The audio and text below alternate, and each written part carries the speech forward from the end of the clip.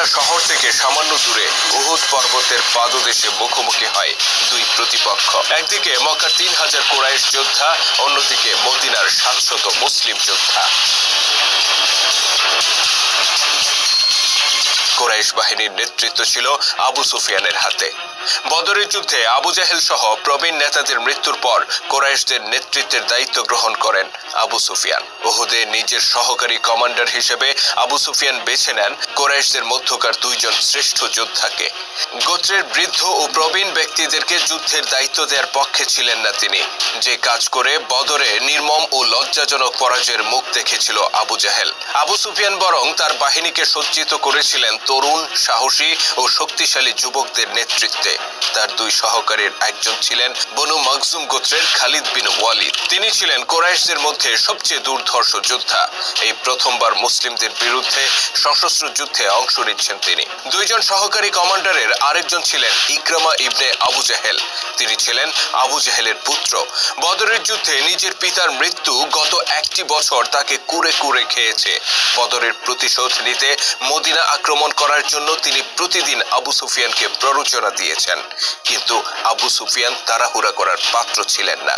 তিনি সমস্ত প্রস্তুতি সম্পন্ন করেই মদিনায় হামলা করতে রওনা হয়েছেন। তবে ইকরামা একা নয়, বরং বদরের যুদ্ধে নিহত ৭০ জন কুরাইশ নেতার প্রতিটি পরিবারই উহুদে জড়ো হয়েছিল বদলা নেয়ার বাসনায়। তারা এসেছিল মদিনা শহরকে মাটির সাথে মিশিয়ে দিতে আর মুসলিমদেরকে নিশ্চিহ্ন করে দিতে।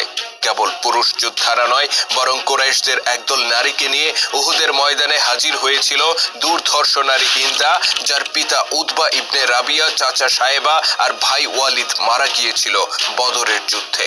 পিতা, চাচা আর ভাই হারানোর যন্ত্রণা হিন্দাকে উন্মাদ করে তুলেছিল। উহুদের যুদ্ধে কুরাইশ বাহিনীতে উপস্থিত ছিলেন আরেকজন, যার কথা আমাদেরকে বিশেষভাবে মনে রাখতে হবে।